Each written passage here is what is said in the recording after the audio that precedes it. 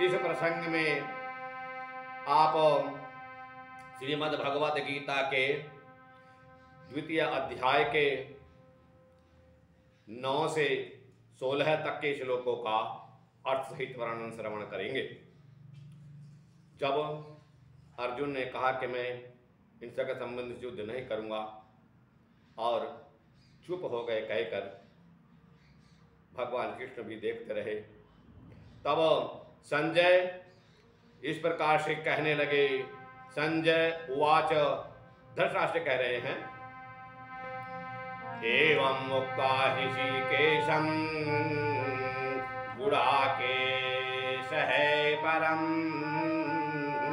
तप न योत्स्य इति गोविंदं मुक्त्वा तूषणीमेव भोवे।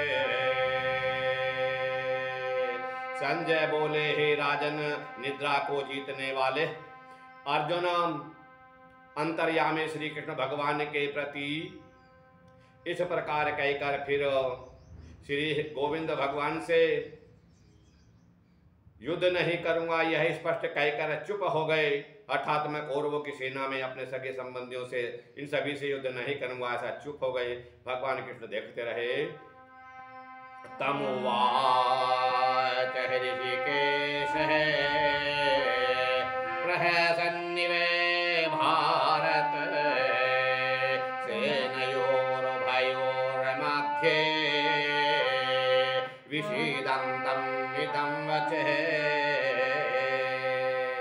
हे भरतवंशी धृतराष्ट्र, अंतर्यामी श्री कृष्ण महाराज दोनों सेनाओं के बीच में शोक करते हुए उस अर्जुन को हंसते हुए यह वचन बोले। श्री भगवान उवाच, आय शोच्यानन्वय शोचास्त्वमे प्रज्ञावादंश भाषसे कथा सोनय कथा सोच्ये नानो शोचन्ति पंडितः। श्री भगवान बोले, हे अर्जुन, तो न सोच करने योग्य मनुष्यों के लिए शोक करता है और पंडितों अर्थात विद्वानों के समान बातें कहता है, परंतु जिनके प्राण चले गए हैं और उनके लिए तथा जिनके प्राण नहीं गए हैं उनके लिए भी पंडित जन कभी शोक नहीं करते। न तत्वेवा हम जातु नासमे न तमने में जनाधीप है न चैव न भविष्यामहे सर्वे वयमतः परम्।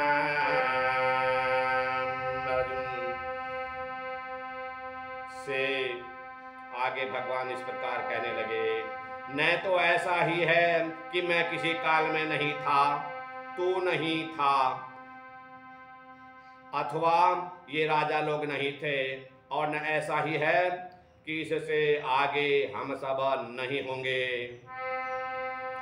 देहिनो यस्मिन् यथा देहे कौमारम यौवनम जरा तथा देहांतर प्राप्तिर धीरस्तत्र न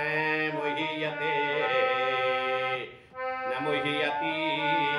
जैसे जीवात्मा को इस देह में बालकपन, जवानी और वृद्धावस्था होती है, वैसे ही अन्य शरीर की प्राप्ति होती है।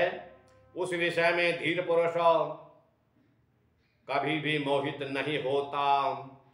मात्रा स्पर्शातो कौन्तेय शीतोष्ण सुख दुख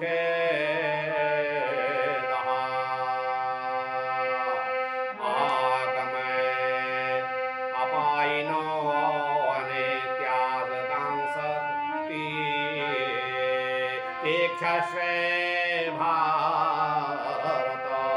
हे कुंती पुत्र, सर्दी गर्मी सुख दुख को देने वाले इंद्रिय और विषयों के सुख संयोग तो उत्पत्ति विनाशशील और अनित्य है। इसीलिए हे भारत उनको तू सहन कर। नहीं नहीं व्यथा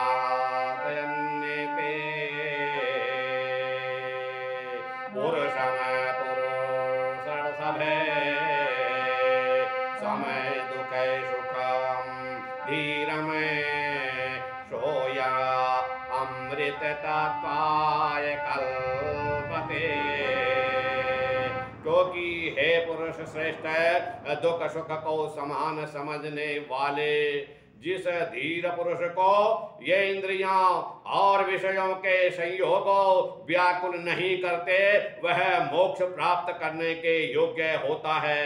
ना असतो विद्यते भावो ना भावो विद्यते सतः उभयोरपि दृष्टो अंतस्तत्त्व अनयोस तत्त्वदर्शिभिः। असत वस्तु की तो सत्ता नहीं है और सत्य का अभाव नहीं है। इस प्रकार इन दोनों का ये तत्व ज्ञानियों द्वारा देखा गया है।